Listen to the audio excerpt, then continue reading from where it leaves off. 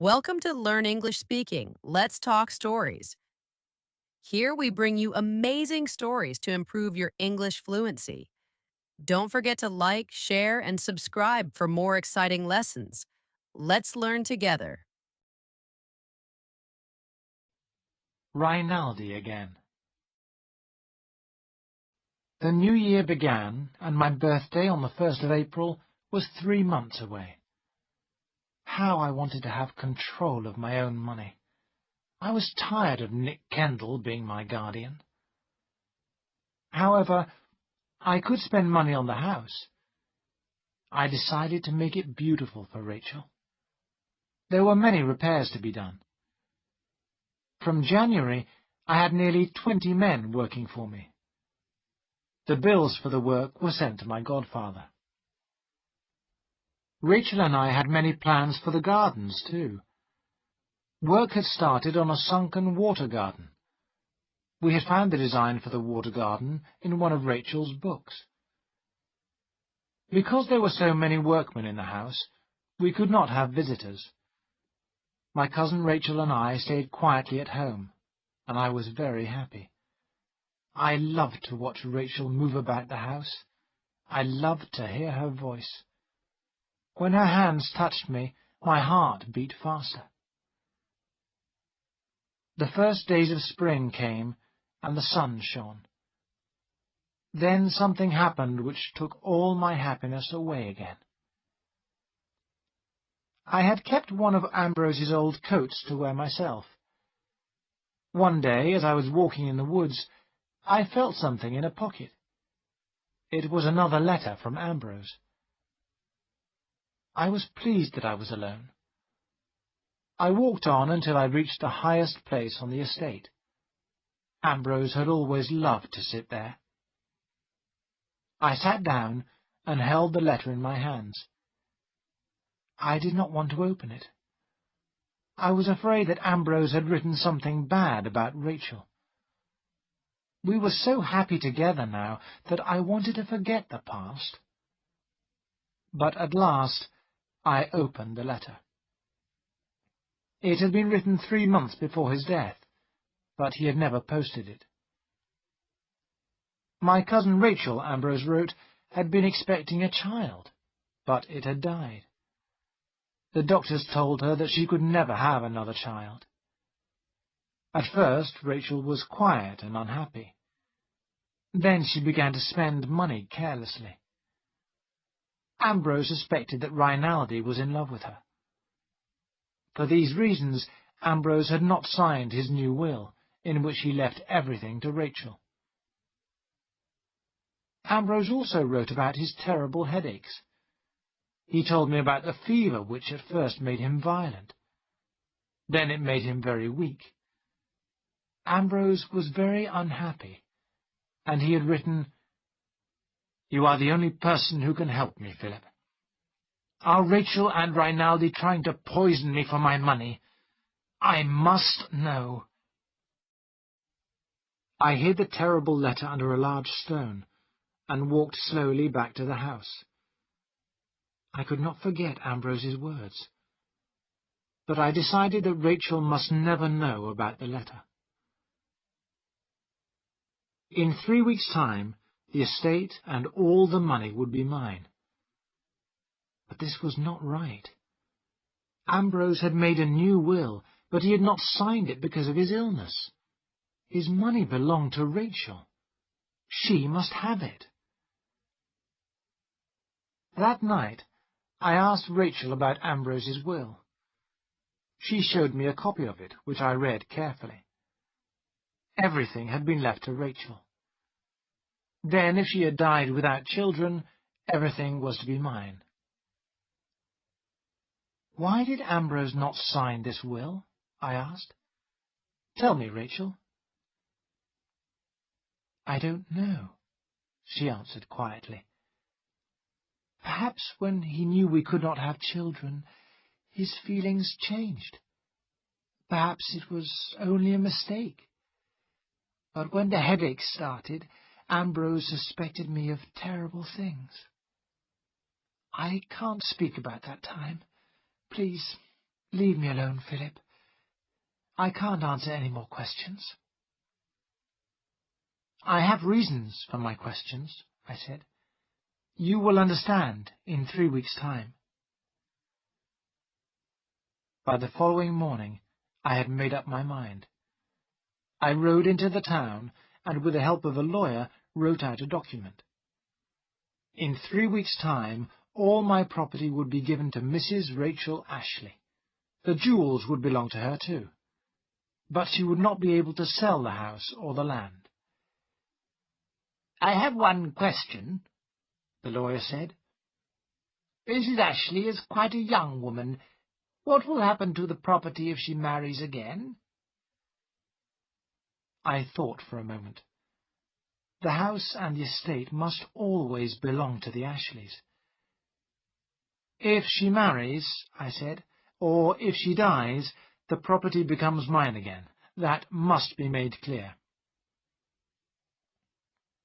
I told the lawyer that the document must be kept secret. He promised to send me a copy on the last day of March. I felt very happy as I rode home. My dear Rachel would never leave me now. We would live in perfect happiness forever. When I reached the house, I heard voices in the library. The door opened and Rachel came out, laughing happily. "Come and see my visitor, Philip," she cried. "He has come a long way to see us both." The man stood up and held out his hand. It was Rinaldi. We stood there, looking at each other. Then Rinaldi began talking about his journey. Rachel suggested that he should stay in the house for a few days. I could say nothing. During dinner, Rachel and Rinaldi talked about people and places I knew nothing about. Often they spoke in Italian, and I could not understand a word.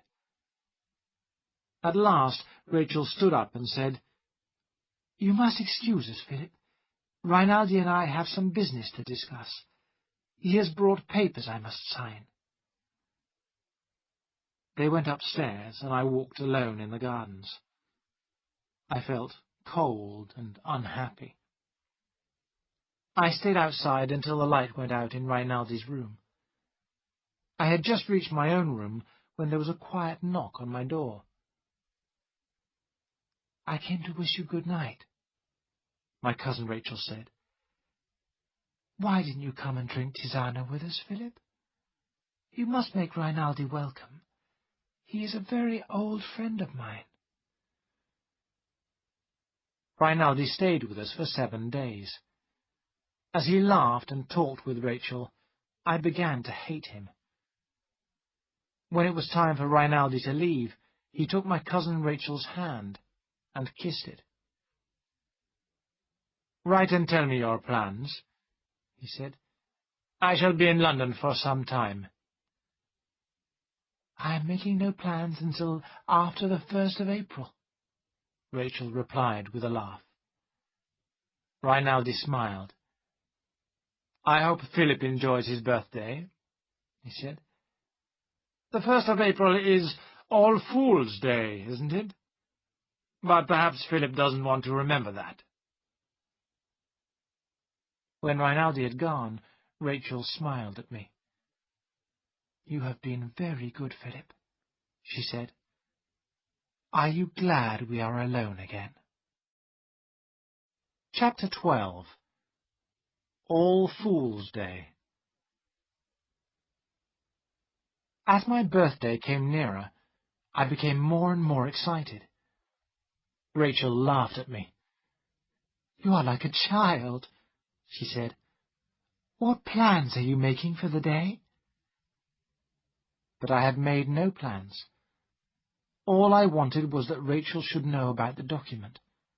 And, one more thing, Rachel should have all the family jewels. I went to the bank myself. I brought them back to the house and hid them in my room. On the last day of March, I rode over to Nick Kendall. First, I handed him a copy of Ambrose's will. My godfather looked at it carefully. "I don't understand why Ambrose didn't sign it," he said. "But we have done all we can for Mrs. Ashley." "I don't agree," I said. "I want to make everything right." And I handed him a copy of the document the lawyer had prepared.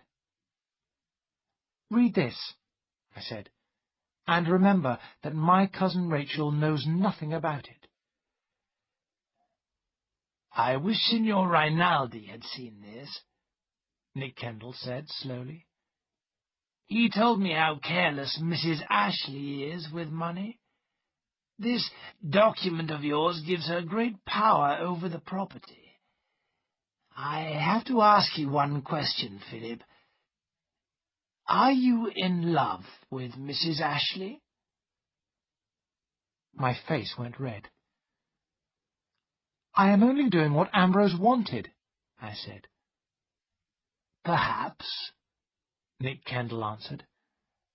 "But people are talking. Mrs. Ashley should leave, get married again.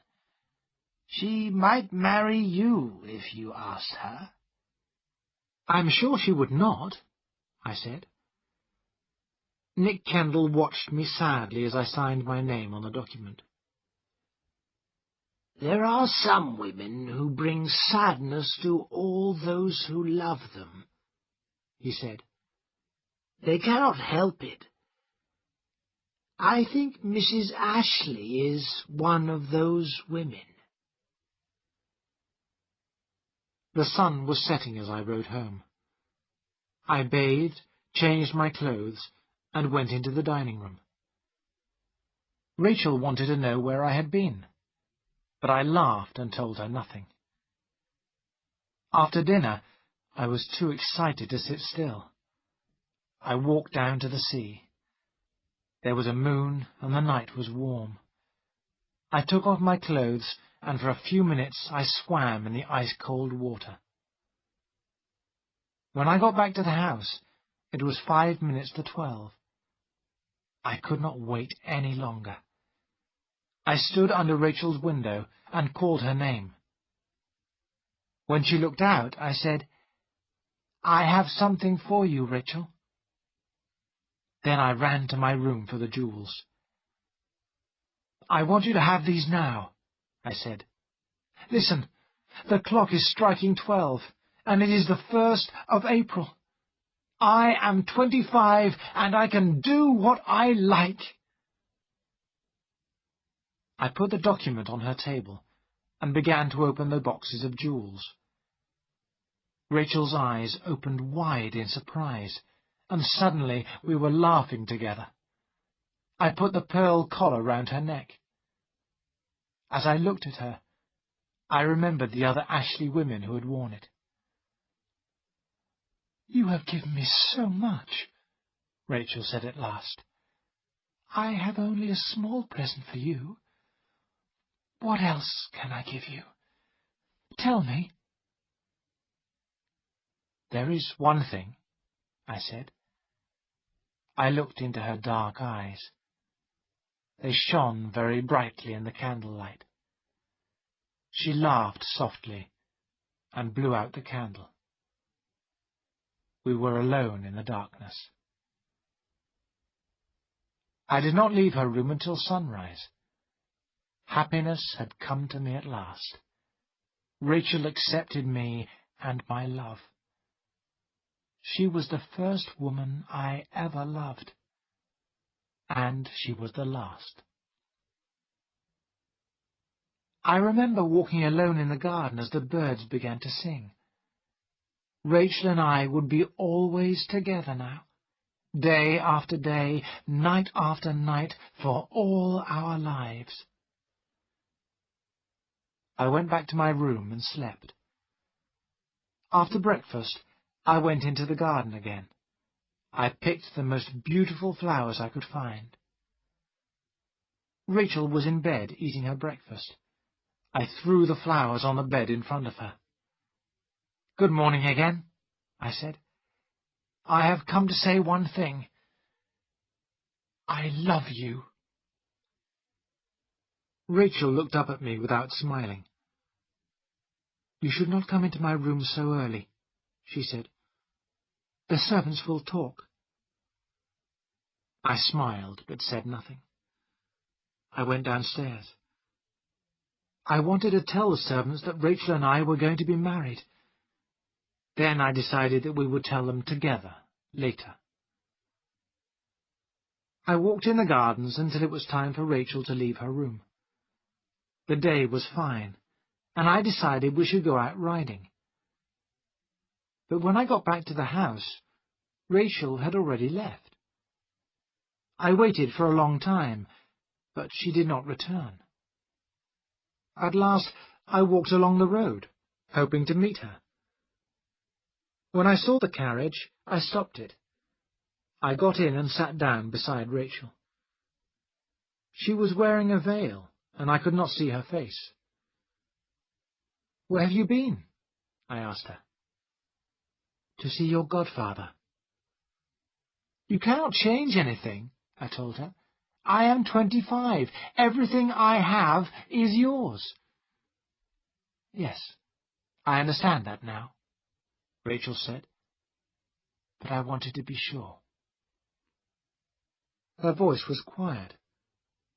I did not think she was smiling. "Let me look at your face," I said. She lifted her veil. There was no love in her eyes now. "I think Louise was a little more friendly today," Rachel said. "She will make you a good wife. We made plans to meet in London together." I looked at her in surprise. It was unkind of her to make jokes about Louise. And why was Rachel talking about London? We had made no plans to go there. "Come into the woods, Rachel," I whispered. "I want to kiss you so much." She did not answer, but took something out of her bag. "Here is your present," she said, and she gave me a small gold pin for my tie. If I had known about the money, I would have bought something larger. As I dressed for dinner, I could think of only one thing. Money is the one way to please her. The one way to please her.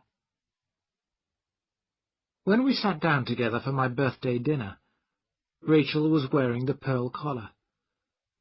We both drank wine, and I started to feel happier. Time would soon pass. When the morning time was over, Rachel would be my wife. While we were sitting at the table, the Kendalls came into the room. When they had wished me a happy birthday, I stood up, my glass in my hand. "From this morning, I have been the happiest of men," I said. "I want you to be the first to know. Rachel has promised to be my wife." I smiled at them all, but Rachel's face was hard and cold. "Have you gone mad, Philip?" she said. She looked at the Kendalls. "You must forgive him. He has drunk too much wine. I am sure he will apologize." Rachel got up, and the others followed her out of the room. I stood without moving until I heard them leave the house. When Rachel came back, we stared at each other without speaking. Then Rachel said, "You had better go to bed, Philip, before you say any more foolish things." "Foolish?" I repeated. "But last night... Surely you love me, Rachel. Last night you proved that you loved me. It was a promise of marriage." "No, Philip, I had no thought of marriage. I was thanking you for the jewels, that was all. There was no love." I looked at her hard, cold face. I began to understand what Ambrose had suffered. She had everything. What else could I do? Suddenly, I wanted to frighten her, to show her my strength. I put my hands round her neck, and I looked into her eyes. "Will you marry me now?" I whispered. Her dark eyes were full of fear, but she did not speak. I loosened my fingers. There were red marks on her white skin. Rachel turned and went upstairs. I followed her, but she was too quick for me. She closed her door and locked it. As I stood there, I saw myself in a mirror on the wall. There I stood, tall, awkward, white-faced. But was it myself or Ambrose standing there? As I lay in bed, I heard the clock strike midnight. All Fool's Day was over. Chapter 13. Louise and Laburnum Trees. When I went down to breakfast in the morning, there was a note for me on the table. It was not from Rachel, but from Louise. "Dear Philip, I was sorry for you last night. If you want a friend to talk to, please let me know. Louise." At first, I did not want to see Louise, but I had not slept all night, and I was very unhappy. Louise knew me well. I sent her a note asking her to meet me in the church that morning. "I've been worried about you for a long time," Louise told me. "She has deceived you from the beginning." "I made a mistake," I said. "But Mrs. Ashley did not," Louise replied. "She came here to get the money. She stayed until she got it. That is all." "I don't believe you," I cried. "She came on impulse. She stayed because she was happy here." "No, she had a plan," Louise replied. "She has been sending money back to Italy all the winter. She waited until you were 25, but then you made her a present of everything. You made things easy for her." "I know you don't like Rachel," I said. "That is why you are saying these things. But I have asked her to marry me, and I shall go on asking her." "But she will never marry you," Louise said with a sad smile. "When you gave Mrs. Ashley the document, she went straight to my father. She asked him if everything now belonged to her. My father told her that that was true. But he warned her that if she married again, she would lose the money. She told him she had no plans to marry again." "But if she marries me, she will lose nothing," I said. "She would not be able to go back to Italy or send money there," Louise said quietly. She looked at me and said, "I will go now, Philip. I have upset you deeply. I am very sorry." As I rode home, the rain began to fall heavily. When I got back, I was cold and wet. There was a note from Rachel in my room. "I have asked Mary Pascoe to stay here with me. After last night, I cannot be alone with you again." Mary Pascoe, the vicar's daughter. Mary Pascoe was a large, plain girl. Rachel and I had often laughed about her. I could not believe it. But it was true. This was the punishment for my one moment of anger. Whenever I was with Rachel, Mary Pascoe was there too. Oh, God, what had I done? By dinner time, I was feeling very ill. I went upstairs to my room. I got into bed, and the sheets felt very cold. I hoped that Rachel would come to me, but she did not. In the morning I tried to dress, but I was too weak. My neck was stiff, and there was a terrible pain in my head. When I called for Seacombe, he took one look at me and hurried out of the room. Then my cousin Rachel was there, her face very white. "I will not hurt you, Rachel," I said. "Please, send Mary Pascoe home." "Don't talk now. Lie still," Rachel answered. Then the room was dark. The doctor came. I was hot, then cold. I called for Rachel, and she held my hand. "I am with you," she said. I closed my eyes. When I awoke, the room was full of light and warmth. How long had I been asleep? Rachel was sitting near my bed. I put my hand to my face. "I have grown a beard," I said. I began to laugh. At once, Rachel was holding a glass to my lips. She made me drink the bitter liquid. "Have you sent Mary Pascoe away?" I asked. Rachel looked surprised. "She went away 5 weeks ago," she answered. "You have been so ill that you nearly died. The doctors could not help you. Your strength and my medicines saved you." I lay there with her hand in mine. I could not speak. 5 weeks had passed, and I could remember nothing. Only that Rachel and I had been married on the day before my birthday. We had kept our marriage a secret. But in 2 months' time, Rachel would be out of mourning, and we would be able to tell everyone. I was very weak for a long time. But the weather was good, and I was soon able to go into the garden. The workmen had been busy for many months. They had dug out the ground to make the sunken water garden. It was very deep, but it was not yet finished. Yellow flowers hung on the laburnum trees that Rachel had planted.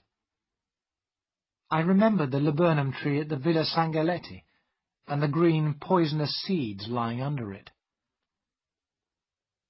That evening, as Rachel and I were drinking our tisana, I said, "I heard something strange today. Seacombe told me you were going back to Florence. I thought you had sold the villa." "No, I have enough money to keep it now. I shall probably stay there for the winter. Perhaps you could visit me in the spring." "Visit you?" I repeated. "But a husband should be with his wife always." Rachel sat very still.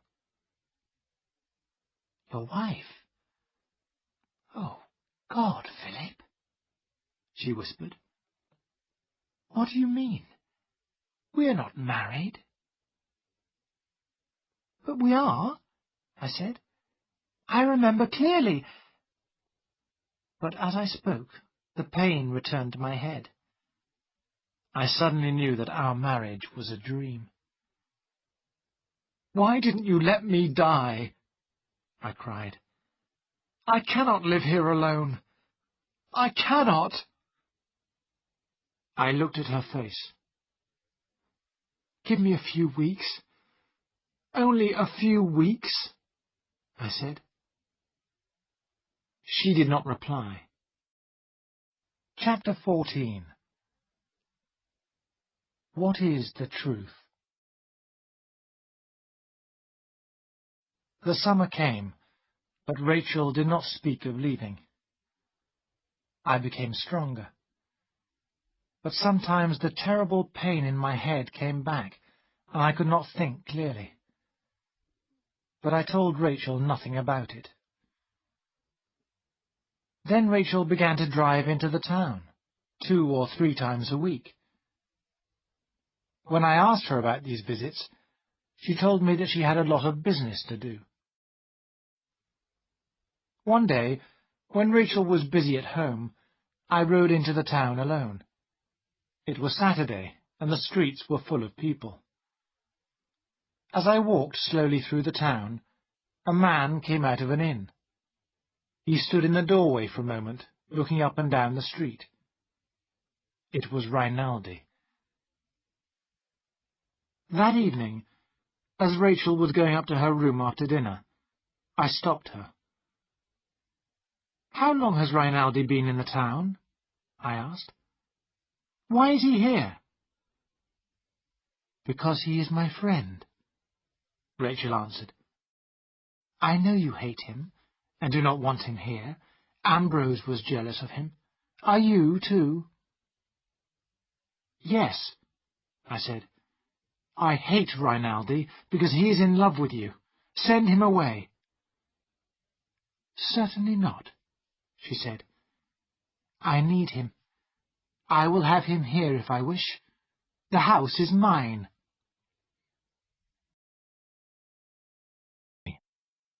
The house and the estate will be yours when you are 25, Philip, he told me. But for the next 7 months, I am your guardian. If you want money, you must come to me. Of course, I hope one day you will marry. This place needs a woman, Philip.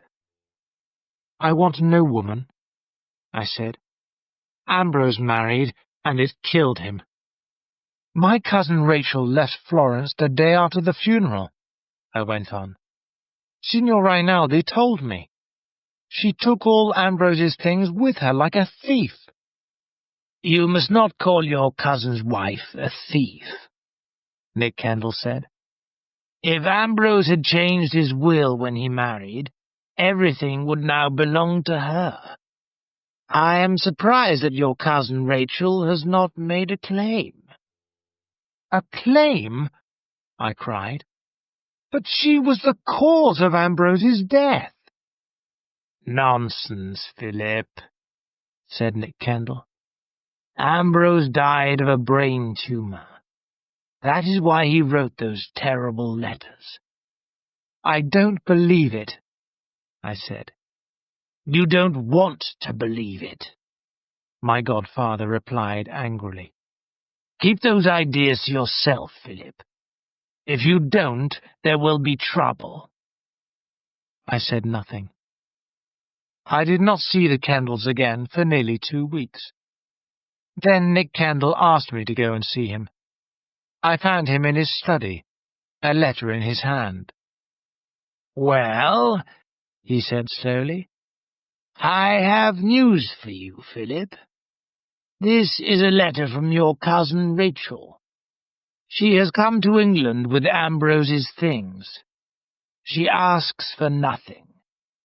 She only wants to see the house that Ambrose lived in. She is in a strange country without a friend. You ought to see her, Philip." I smiled. "Of course I'll see my cousin Rachel," I said in a hard, cold voice. "I want to see her very much. Tell her that when you write to her. Tell her that Philip Ashley invites his cousin Rachel to his home." Nick Kendall understood my feelings. "You have become very hard, Philip," he said. "I hope you will not say anything stupid when Mrs. Ashley is here. She was your cousin's wife. You must remember that." I went out into the garden and saw Louise walking there. When I told her about my cousin Rachel's visit, she was very surprised. "No woman has stayed in that house for 20 years, Louise said. "Think how dusty and untidy it is." "It was good enough for Ambrose," I said. "She won't think about the house when I begin to question her. She'll cry, and I'll be pleased." But when I got home, I changed my mind. I wanted to show my cousin Rachel that I was a gentleman. I wanted her to know that I was a man who looked after his property. I spoke to the head servant, Seacombe.